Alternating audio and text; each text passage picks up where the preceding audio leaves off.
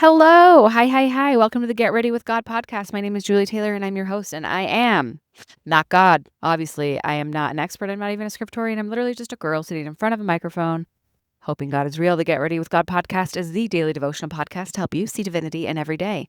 Today, I'm just going to straight up plagiarize content from my text messages and tell you what my friend Lisa texted me today while I was at church, because I texted Lisa spiraling as I do most of the time that I text her. I'm spiraling about something and she's very patient and loving with me. And I joked with her today that she's kind of like the ghost podcast host. She's the ghost co-host of this podcast because so many of our conversations are what fuel the content for this podcast. But really all of my friends and neighbors, they're all just kind of ghost co-host to this podcast because it's these conversations that I get to have with these wise, wonderful people that fuel a lot of this content here. So thank you. If I ever make any money off of this, I will send you all a check. But until then, thanks for volunteering. Okay, so I was spiraling about something, and I'm not going to get into the specifics because privacy, but I'm just going to read you the last text she sent me. And it says, just because it's the loudest feeling doesn't mean it's the most true. I mean, let's just hang that on the wall, right?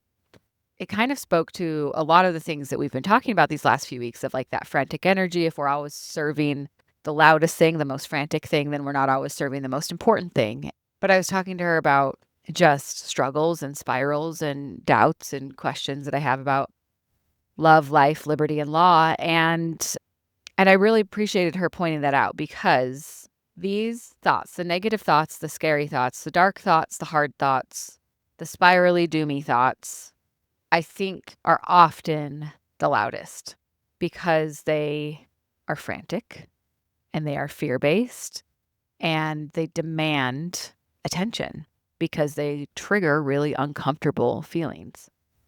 As I've been navigating a lot of those these last few weeks, when you're in that spot, I think it's hard to stay grounded. And just because you're having these thoughts and just because they're flooding you and kind of attacking you and demanding your attention does not make them true. But it's just so much easier. And we've talked about this before. It's just we automatically believe negative things a lot faster than we ever automatically believe good things. And we just have a negativity bias as a race of people, a human race. A lot of us have evidence to support that negativity bias, but it's worth the effort to get out of it. And it's worth the effort to question it. And it's worth the effort to recognize that just because you're thinking it and just because it's loud and just because it's demanding does not make it true and doesn't even make it real.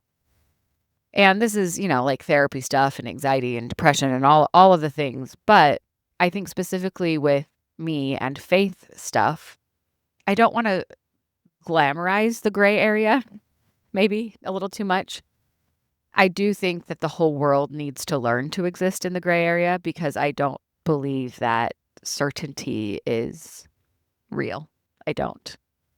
And when people claim to be certain about certain things, it makes me skeptical and cynical.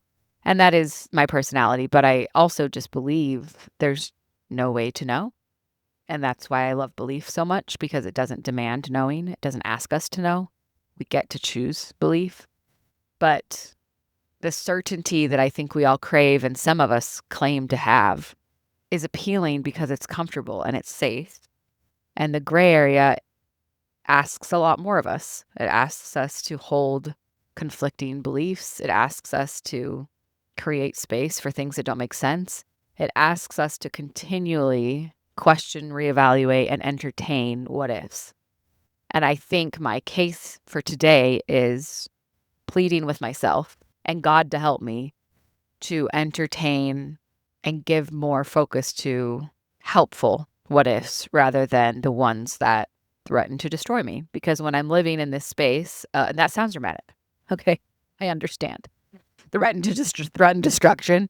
But that really is how it feels for me when I get caught in really negative thought loops and feels like the whole foundation is shaking again.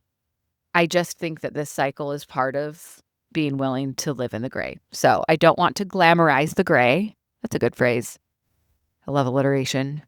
But I do think it's harder to live here and to be able to stay here where I believe truly that I should be.